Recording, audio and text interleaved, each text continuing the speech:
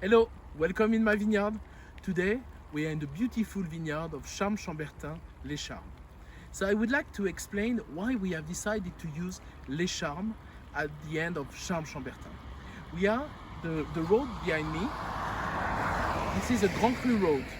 And on the other side of this Grand Cru road, about 20 meters, less than 20 meters, it's Chambertin.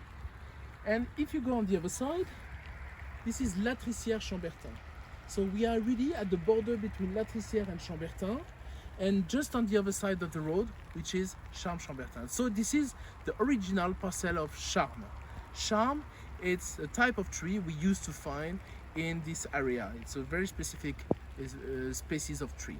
So this vineyard is a very specific vineyard because we are situated at the top of the vineyard.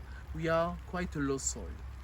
The Charmes-Chambertin, we always consider this wine like a large wine, sometimes a little bit round, and sometimes it could be a little bit flappy. But in this vineyard, it's because the soil is quite low soil. It's 50 centimeter to 1 meter in this area. We have a lot of limestone because the rocks is not too far. And we have a very nice draining soil. We used to keep for this wine quite a big amount of our cluster just to maintain a very good freshness. When I make the wine, and especially with Charmes-Chambertin, we like to tie the wine, to stretch the wine, just to make the wine really much more fine and fresh.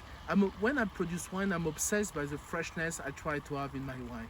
And especially I've understood so many things when I've started to produce Charmes-Chambertin. So with the whole cluster, we can earn a lot of mineral because the mineral is inside the stem, and inside the stem this is where you have the sap, and the sap is very rich in mineral, and this mineral could be very interesting to be a very good exhauster of aromatic freshness. It's why we keep approximately between 50 to 70%. In 19 we have kept 70%, but not all the grapes, not or the stem, because in this vineyard, which is a very old vine, you can see the size of the vine, and the vine has been planted between 1954 and 56.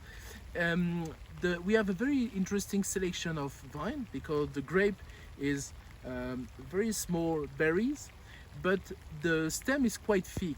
It's why in 2010, it was a second vintage, I've decided to cut and with a scissor, this is what we do, we remove the main trunk of the stem. So one by one, all the grapes, one by one, we remove, and we don't want to have the thicker part of the stem, can give something a little bit too vegetal in the future wine. So in 19, it's very interesting freshness also to compare to the ripeness of the vintage.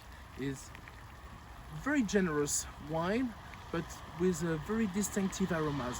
All the wine tastes very good identity. We have all the flavors, and this is really floral.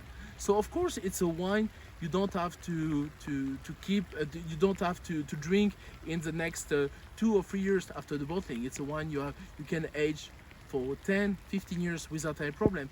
But it's never a wine too close, and it's a wine you can begin to drink 5 years, 6 years, and especially with the 19 vintage, which is a very approachable vintage, also because the ripeness and the balance of the ripeness and acidity.